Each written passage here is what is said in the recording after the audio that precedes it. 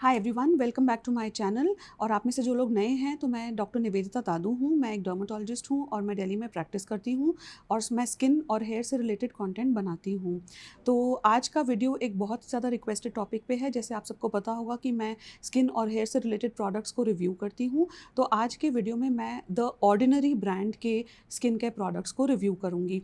तो इसके लिए बहुत सारी रिक्वेस्ट आई थी और सबसे पहले वीडियो शुरू करने से पहले, प्रोडक्ट रिव्यू करने से पहले मैं आपको बता दूं कि द ऑर्डिनरी ब्रांड कैसे बाकी स्किन केयर ब्रांड से अलग है। तो द ऑर्डिनरी की खास बात ये है कि उसमें क्लियरली परसेंटेजेस मेंशन हैं, जैसे कि कितना परसेंट नाइसिनामाइड, कितना परसेंट हाइलुरोनिक एसिड, जो काफ़ी बार कुछ स्किन केयर ब्रांड्स डिस्क्लोज नहीं करते। इसके अलावा ये इसलिए भी अलग है कि ये इसका प्राइस उतना ज़्यादा नहीं है, तो काफ़ी बार लोग सोचते हैं कि एक बार ट्राई करने में कोई हर्ज नहीं है। ये बहुत ज़्यादा एक्सपेंसिव स्किन केयर ब्रांड नहीं है। इसके अलावा द ऑर्डिनरी की एक और ख़ास बात है कि ये वेगन है और इसमें बहुत ज़्यादा फ्रेग्रेंसेस या हार्मफुल केमिकल्स नहीं डले हैं, ऐसा ये लोग बताते हैं। और द ऑर्डिनरी ब्रांड में आपको बहुत कुछ अलग अलग मिलेगा। तो काफ़ी बार जैसे उनके विटामिन सीज़ हैं, तो विटामिन सी भी उनके पास कम से कम 8 तरह के हैं। जैसे कि उनके विटामिन सी में कोई 23% है, कोई 30% है जो सिलिकॉन में है। उनका एक विटामिन सी ऐसा है जो मैग्नीशियम एस्कॉर्बिल फॉस्फेट है। उनका 100% पाउडर विटामिन सी भी है। उनका स्कॉर्बिल ग्लूकोसाइड सॉल्यूशन भी है। इतने सारे विटामिन सीज़ हैं कि सिलेक्ट करना मुश्किल हो जाता है कि इसमें से क्या वो विटामिन सी है जो हमारे लिए अच्छा है और क्या है उस विटामिन सी में जो हम अभी तक अपने चेहरे पे लगा रहे हैं विटामिन सी, उससे कैसे अलग है। तो ये काफ़ी सारे रीज़न्स हैं जिनसे द ऑर्डिनरी ब्रांड अलग होता है। तो आपको क्या एग्जैक्टली आपके लिए अच्छा रहेगा वो मैं इस वीडियो में बताऊँगी। मैं आपको वो कुछ प्रोडक्ट्स बताऊँगी द ऑर्डिनरी के जो मेरे हिसाब से काफ़ी अच्छे फॉर्मूलेशंस हैं, जो आपको ज़रूर ट्राई करने चाहिए और जो हमारे अभी तक के एग्जिस्टिंग स्किन के प्रोडक्ट से अलग हैं। और एक चीज़ जो द ऑर्डिनरी के बारे में बताना चाहती हूँ कि जब मैं इनके प्रोडक्ट्स रिव्यू कर रही थी, जब मैं इनके इंग्रेडिएंट्स पढ़ रही थी, तो मैंने रियलाइज़ किया कि द ऑर्डिनरी में एक ऐसा प्रोडक्ट भी है जो एस्टे लॉडर एडवांस नाइट रिपेयर जैसा है। तो हाँ, ये बहुत ही इंटरेस्टिंग बात है क्योंकि मैंने एस्टे लॉडर एएनआर को रिव्यू करा है और वो मुझे बहुत ज़्यादा अमेजिंग नहीं लगा इंग्रेडिएंट्स के हिसाब से और मुझे वैल्यू फॉर मनी नहीं लगा। एस्टे लॉडर का जो मैंने प्रोडक्ट रिव्यू करा है उसका लिंक भी हम डिस्क्रिप्शन बॉक्स में शेयर करेंगे, तो वो आप ज़रूर देखिए। लेकिन फिर भी काफ़ी बार मुझे कमेंट सेक्शन में वीडियोस में लोग पूछते हैं कि एस्टे लॉडर हमें बहुत अच्छा लगता है और वो काफ़ी एक्सपेंसिव है, तो उसका कोई सब्स्टिट्यूट है क्या? काफ़ी बार क्लिनिक में भी लोग ये बात बोलते हैं कि हमने आपका प्रोडक्ट रिव्यू देखा है लेकिन फिर भी हम एस्टे लॉडर लगाना चाहते हैं, तो कोई ऐसा है जो प्रोडक्ट जो एस्टे लॉडर जैसा हो लेकिन उतना एक्सपेंसिव ना हो।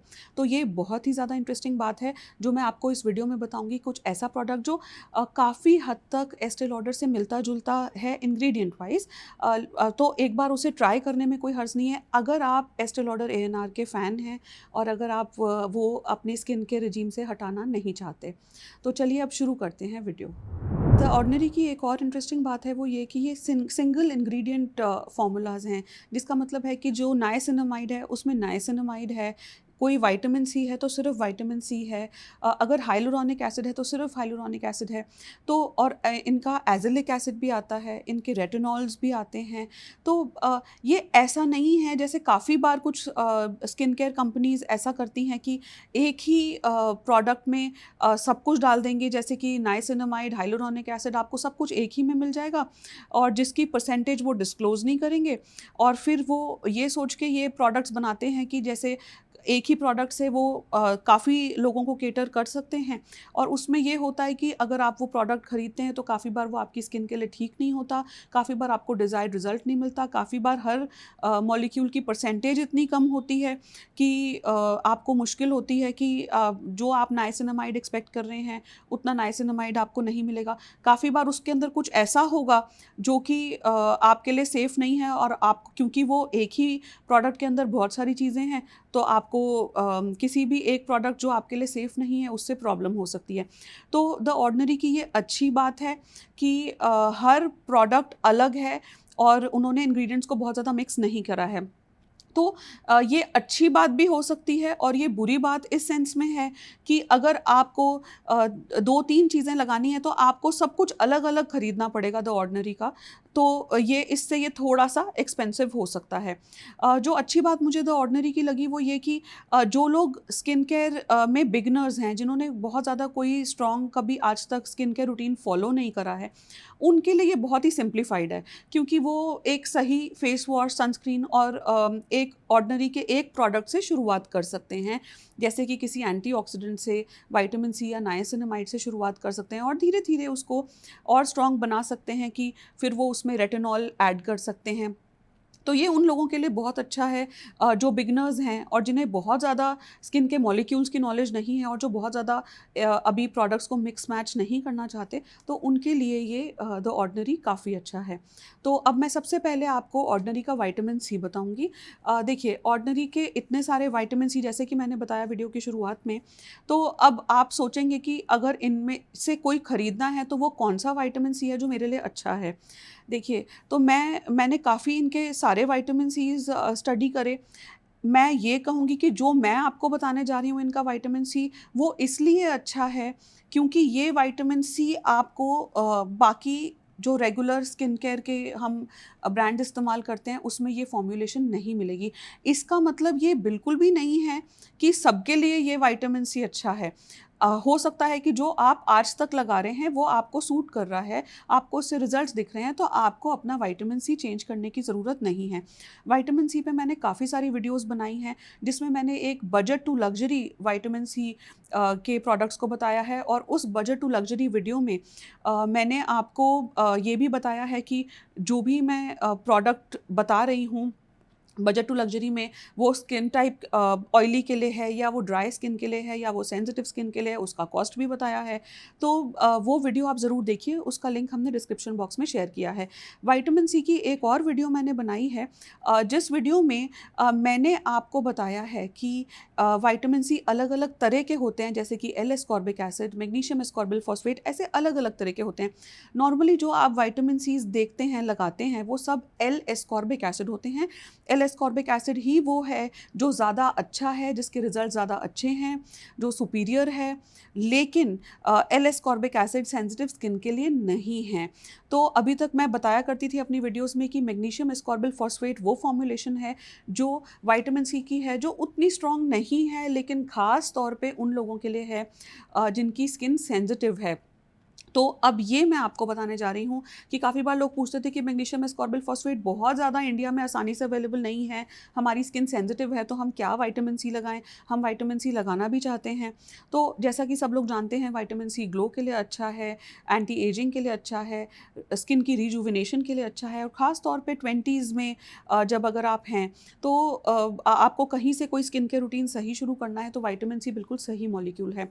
तो अब मैग्नीशियम एस्कॉर्बिल फॉस्फेट जो द ऑर्डिनरी का है वो अच्छा है, वो मैं सजेस्ट करूँगी, वो सेंसिटिव स्किन के लिए बहुत अच्छा है। तो जैसा कि मैंने कहा कि ऐसा नहीं है कि आपको इनके सारे विटामिन सी ट्राई करने हैं। जो आप लगा रहे हैं, अगर आपकी स्किन सेंसिटिव नहीं है और आप एल एस्कॉर्बिक एसिड किसी ब्रांड का लगा रहे हैं और उससे आपको अच्छा लग रहा है, तो आप वो कंटिन्यू करें। लेकिन मैग्नीशियम एस्कॉर्बिल फॉस्फेट उन लोगों के लिए जिनकी स्किन सेंसिटिव है, जिनको आसानी से विटामिन सी नहीं मिल रहा है, उनके लिए द ऑर्डिनरी का मैग्नीशियम एस्कॉर्बिल फॉस्फेट जो सेंसिटिव स्किन के लिए है, रिजल्ट्स भी अच्छे हैं। लेकिन हाँ, जैसे मैं एक्सेप्ट करती हूँ कि एल एस्कॉर्बिक एसिड के मुकाबले वो उतना स्ट्रॉन्ग नहीं है, पर आप सबके लिए ये है द ऑर्डिनरी का मैग्नीशियम एस्कॉर्बिल फॉस्फेट। अब विटामिन सी में 23% विटामिन सी, 30% विटामिन सी इन सिलिकॉन, ये सब कुछ बहुत कुछ अवेलेबल है, जो मुझे ऐसा नहीं लगा कि कुछ अलग ऐसा है जो कि हम जो विटामिन सी इंडिया में प्रिस्क्राइब करते हैं, जो आसानी से अवेलेबल है, उनसे कुछ अलग है। तो मैं सजेस्ट करूँगी कि जो अच्छे विटामिन सीज़ इंडिया में अवेलेबल हैं, वो भी हम इनकी जगह ट्राई कर सकते हैं। इनका एक 100% विटामिन सी का पाउडर भी आता है, जिसमें वो कहते हैं कि आप थोड़ा पाउडर उसको डिस्टिल्ड वाटर में मिला के और उसको फ्रेशली प्रिपेयर करके अपने चेहरे चेहरे पे लगा सकते हैं, पर वो फॉर्मुलेशन भी मुझे अच्छी नहीं लगी। जैसा कि मैंने बताया, मैंने बजट टू लग्जरी सीरीज़ में विटामिन सी की सीरीज़ में मैंने उस पाउडर के बारे में भी डिटेल में आपको बताया है। तो वो मैं बिल्कुल भी रेकमेंड नहीं करूँगी, क्योंकि उसमें कुछ कई बार देखा गया है कि कुछ ऐसे ग्रैन्यूल्स रह जाते हैं जो कि आपको फेस पे स्टिंगिंग सेंसेशन दे सकते हैं और तो हल्का बर्न भी हो सकता है।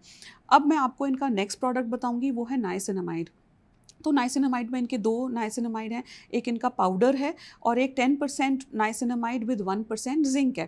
तो जो इनका 10% नाइसिनामाइड विद 1% ज़िंक है, ये बहुत ही अच्छा प्रोडक्ट है। ऑल्दो मैं सजेस्ट करती हूँ कि आप 4% नाइसिनामाइड से शुरुआत करें, 5% नाइसिनामाइड से शुरुआत करें और धीरे-धीरे आप, जब आपकी स्किन प्रिपेयर हो जाए, आप कंफर्टेबल हो जाएँ 5% नाइसिनामाइड से, तो उसके बाद आप 10% पर भी जा सकते हैं। लेकिन ये 10% नाइसिनामाइड बहुत ही अच्छा है, इसकी फॉर्मुलेशन बहुत अच्छी है। और नाइसिनामाइड के बारे में जैसे मैंने पहले भी बताया होगा कि नाइसिनामाइड आपकी स्किन की रेडनेस को कम करता है, स्किन को सूट करेगा, ओपन पोर्स को कम करेगा, आपकी स्किन की ऑयलीनेस को कंट्रोल करेगा, सीबम कंट्रोल करेगा। तो इन सब कारणों से नाइसिनामाइड काफ़ी अच्छा है। अगर आप मुझे इंस्टाग्राम पे फॉलो नहीं करते, तो आप इंस्टाग्राम पर भी मुझे ज़रूर फॉलो करिए। वहाँ पे मैं थोड़ा अलग तरह का स्किन और हेयर का कंटेंट बनाती हूँ, जो काफ़ी इंटरेस्टिंग कंटेंट है। जैसे कि मैंने नाइसिनामाइड के बारे में और विटामिन सी के बारे में कुछ इंस्टाग्राम रील्स बनाई हैं, जो आप ज़रूर देखिए। तो नाइसिनामाइड के लिए मैं रिक्वेस्ट कर रही हूँ, काफ़ी बार मैं देखती हूँ कि लोग नाइसिनामाइड बहुत ज़्यादा अपने चेहरे पे लगाते हैं, ये सोच के कि हमारी रेडनेस कम हो जाए, हमारा सीबम कंट्रोल चेहरे पे हो जाए, और उससे मैं काफ़ी इरिटेशन और एलर्जीज़ देखती हूँ। हर किसी को नाइसिनामाइड सूट नहीं करता। प्लीज़ आप कोशिश करें कि ऐसा नाइसिनामाइड ढूँढें जो आपको सूट करता हो, या फिर आप 4% 5% से शुरू करें और धीरे-धीरे बिल्डअप करें और फिर आप 10% पे जाएँ। तो ये फॉर्मुलेशन एक बहुत अच्छी लगी मुझे, जो बिल्कुल चिपचिपी नहीं है और इसमें स्टिंगिंग सेंसेशन, बर्निंग सेंसेशन नहीं है। तो अगर आपको ये प्रॉब्लम है कि आपके ओपन पोर्स हैं, चेहरे पे रेडनेस है, पोस्ट एक्ने रेडनेस है, स्किन बहुत ऑयली है और आपको समझ नहीं आ रहा कि मैं ये ऑयल कंट्रोल गर्मियों में अब कैसे करूँ, तो आप ये 10% नाइसिनामाइड विद 1% ज़िंक ट्राई कर सकते हैं। अब मैं आती हूँ उस इंटरेस्टिंग पार्ट पे जो काफ़ी लोग वेट कर रहे होंगे। जैसा कि मैंने बताया था वीडियो की शुरुआत में कि मैं एस्टे लॉडर एडवांस नाइट रिपेयर का एक सब्स्टिट्यूट ऐसा कुछ मिला है द ऑर्डिनरी में। पूरी तरह से तो हम कॉपी नहीं कर सकते, लेकिन काफ़ी कुछ वो इंग्रेडिएंट्स ऐसे मिले हैं द ऑर्डिनरी में जो कि एस्टे लॉडर एएनआर से मिलते-जुलते हैं। तो क्या है वो प्रोडक्ट, वो मैं अब आपको बताती हूँ। ये है द ऑर्डिनरी का बूफे विद कॉपर पेप्टाइड्स। तो इसके अंदर वो सारी चीज़ें हैं जैसे कि एस्टे लॉडर एएनआर में थी, तो इसके अंदर कॉपर पेप्टाइड्स हैं जो कोलेजन सिंथेसिस में हेल्प करते हैं। पेप्टाइड्स क्या होते हैं, जैसा कि मैंने एक बार पहले भी जिक्र किया था 40+ की वीडियो में, कि जो स्किन केयर रूटीन 40+ में फॉलो करना है, उसमें मैंने बताया था कि पेप्टाइड्स लगाने से अच्छा रहेगा। तो पेप्टाइड्स होते क्या हैं? पेप्टाइड्स बेसिकली प्रोटीन्स होते हैं, ये अमाइनो एसिड से बने होते हैं, अमाइनो एसिड की चेन होती है। तो ये पेप्टाइड्स होते हैं जो प्रोटीन हैं, जो स्किन में जाके कोलेजन सिंथेसिस को बढ़ाएंगे, आपकी स्किन को अच्छा करेंगे, फर्म करेंगे, आपकी स्किन के फाइन लाइंस और रिंकल्स को कम करेंगे। तो द ऑर्डिनरी के बूफे विद कॉपर पेप्टाइड्स कैसे हैं और इनमें क्या है, क्या इंग्रेडिएंट्स हैं? इसके अंदर मैट्रिक्सिल 3000 है जो कि बहुत अच्छा है एंटी एजिंग के लिए, और इसके अंदर हाइलुरोनिक एसिड है, इसके अंदर प्रोबायोटिक्स हैं, इसके अंदर बहुत सारी ऐसी चीज़ें हैं जो कि एस्टे लॉडर एएनआर में हैं। पूरी तरह तो ऑब्वियसली वो नहीं है, लेकिन काफ़ी अच्छा है उन लोगों के लिए जो एजिंग के लिए कुछ बहुत अच्छा एक प्रोडक्ट ढूंढ रहे हैं, जिनको एस्टे लॉडर एएनआर काफ़ी पसंद है। ये काफ़ी अच्छा है उन लोगों के लिए जिनकी स्किन ड्राई है, सेंसिटिव है, इरिटेटेड है, और जो काफ़ी लोग रेटिनॉल नहीं लगा पाते क्योंकि उनकी स्किन सेंसिटिव है, उनके लिए भी बहुत अच्छा एक एंटी एजिंग सोल्यूशन है। तो द ऑर्डिनरी का बूफे विद कॉपर पेप्टाइड्स बार बार इसलिए बोल रही हूँ कि उनका एक द ऑर्डिनरी का बूफे अलग भी आता है, तो कॉपर पेप्टाइड्स वाला और भी अच्छा है, वो थोड़ा सुपीरियर है। तो एक बार फिर से मैं आपको बता दूं कि मैं एस्टे लॉडर एएनआर की बहुत बड़ी फ़ैन नहीं हूँ। मैंने ये प्रोडक्ट रिव्यू करा है, लेकिन फिर भी मैं ऐसे बहुत सारे लोगों से रोज़ मिलती हूँ, काफ़ी पेशेंट्स या काफ़ी लोग यूट्यूब की वीडियोस पे कमेंट करते हैं कि उन्हें एस्टे लॉडर एडवांस नाइट रिपेयर बहुत पसंद है और वो अपनी स्किन के रूटीन में इसको कंटिन्यू करना चाहते हैं। तो उन लोगों के लिए मैं ये बताना चाहती हूँ कि ऑर्डिनरी का बूफे आप ट्राई कर सकते हैं विद कॉपर पेप्टाइड्स। बहुत ज़्यादा सिमिलर 100% सिमिलर नहीं होगा, लेकिन काफ़ी हद तक अच्छा है, कंसिडरिंग कि कॉस्ट में आपको 50% से भी कम पड़ेगा, तो इसे ट्राई करने में कोई हर्ज नहीं है। और ये एक अच्छा प्रोडक्ट होगा उन लोगों के लिए जिनकी स्किन ड्राई, सेंसिटिव, इरिटेटेड है और वो फिर भी कोई एंटी एजिंग लगाना चाहते हैं और वो रेटिनॉल नहीं लगा सकते।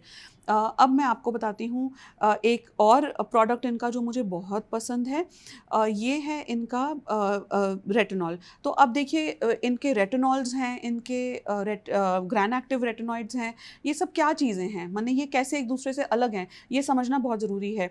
तो देखिए जब आप अपने चेहरे पे रेटिनॉल लगाते हैं, तो रेटिनॉल एंटी एजिंग के लिए है, ये आप सबको पता होगा। अभी तक आप जितनी भी मैंने वीडियोस बनाई हैं रेटिनॉल पे, मैंने अलग अलग ब्रांड्स के बारे में भी रेटिनॉल में बताया है।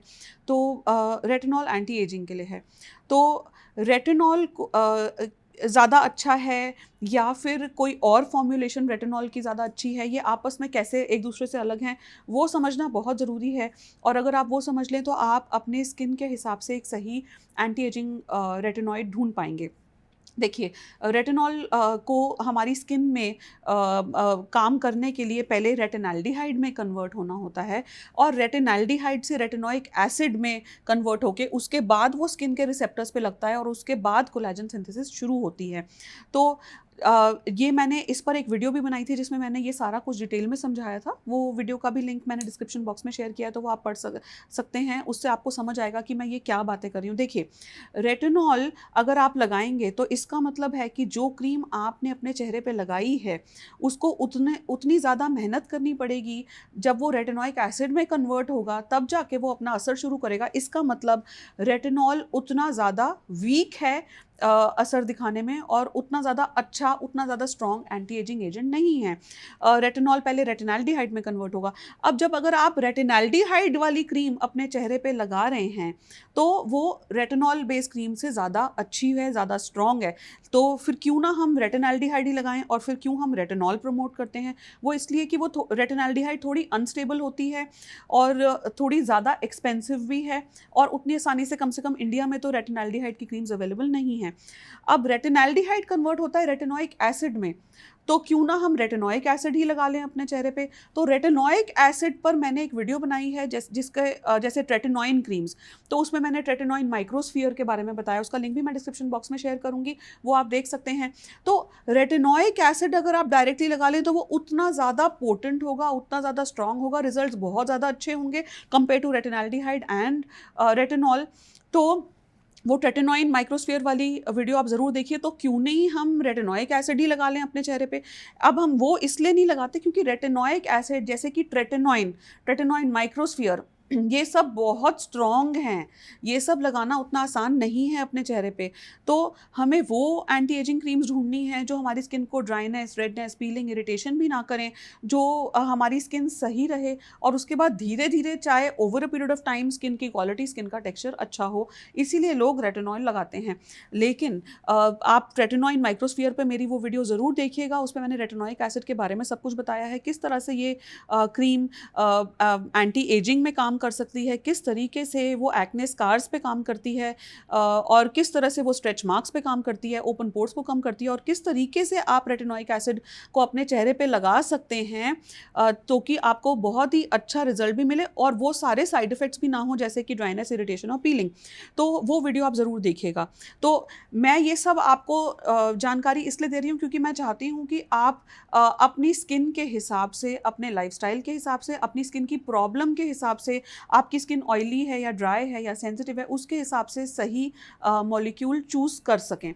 अब आती है बात द ऑर्डिनरी की। तो ऑर्डिनरी में ऐसा क्या खास है कि हम उनका एंटी एजिंग रेटिनॉइड को ही पसंद करें? देखिए द ऑर्डिनरी में अलग अलग तरह के एंटी एजिंग क्रीम्स हैं, उनके रेटिनॉल्स हैं जो कि हैं 0.2%, 0.5% और 1%, जिसमें कि 1% मुझे बहुत ही ज़्यादा स्ट्रॉन्ग लगता है और मुझे ऐसा लगता है कि उसमें बहुत ज़्यादा इरिटेशन होगी स्किन में। 0.2% और 0.5% मुझे थोड़े वीक लगते हैं, क्योंकि मुझे ऐसा लगता है कि जो भी इंडिया में अभी तक रेटिनॉल्स अवेलेबल हैं, जैसे कि मैंने ईगा पे वीडियो बनाई है, मैंने बहुत सारे रेटिनॉल्स पे वीडियो बनाई है, तो वो वीडियोस का लिंक भी मैं डिस्क्रिप्शन बॉक्स में शेयर करूंगी, तो वो आप ट्राई कर सकते हैं। तो मुझे ऐसा लगता है कि इसमें ऐसा कुछ खास नहीं है कि जो हम इंडिया के रेटिनॉल्स इस्तेमाल ना करके द ऑर्डिनरी का रेटिनॉल लगाएं। अब उसके बाद इनके कुछ अलग फॉर्मुलेशंस हैं, जैसे कि इनका है ग्रैन एक्टिव रेटिनॉइड। तो अब ग्रैन एक्टिव रेटिनॉइड क्या चीज़ है? देखिए, जब भी आप रेटिनॉल को या रेटिनल्डिहाइड को या रेटिनोइक एसिड को एस्टर फॉर्म में कन्वर्ट कर देते हैं, तो उसका असर वो रहता है, लेकिन उसका इरिटेशन पोटेंशियल कम हो जाता है। हालांकि इस पे बहुत ज़्यादा डाटा हमारे पास अवेलेबल नहीं है। तो रेटिनॉल के एस्टर्स, जैसे कि रेटिनाइल पामिटेट, ये आपको काफ़ी एंटी एजिंग क्रीम्स में मिलेगा। एंटी एजिंग क्रीम्स पर मैंने एक वीडियो बनाई है जिसमें मैंने इंडिया के सारे अलग अलग ब्रांड्स को कंपेयर किया है।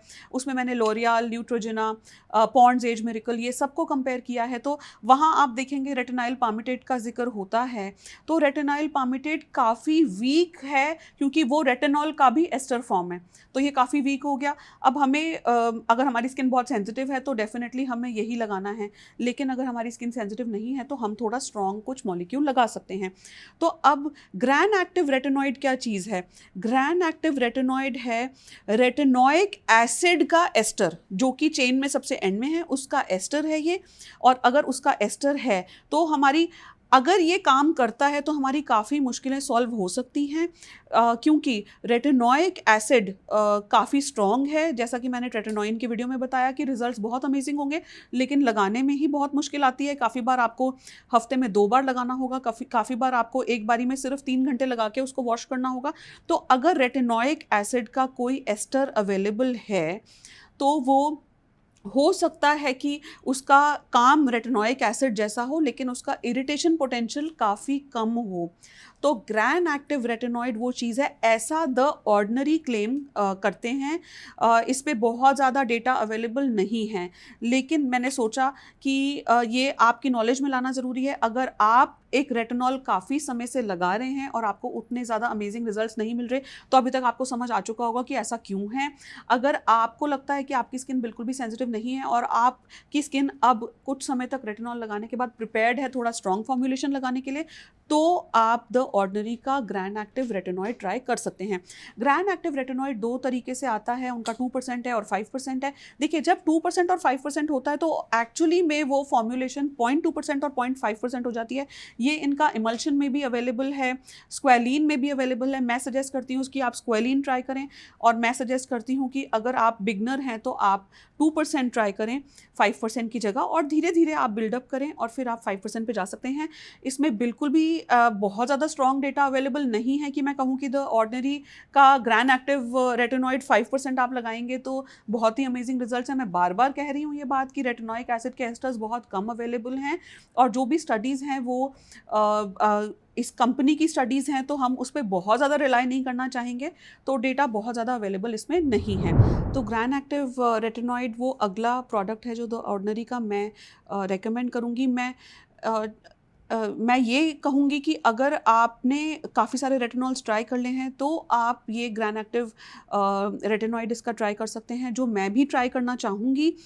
इस पे बहुत ज़्यादा स्टडीज़ अवेलेबल नहीं हैं, पर ये अगर आप रेटिनॉल्स काफ़ी समय से लगा रहे हैं तो एक नया मॉलिक्यूल थोड़ा सा जो स्ट्रॉन्गर हो, वो आप gran active retinoid the ordinary का ट्राई कर सकते हैं।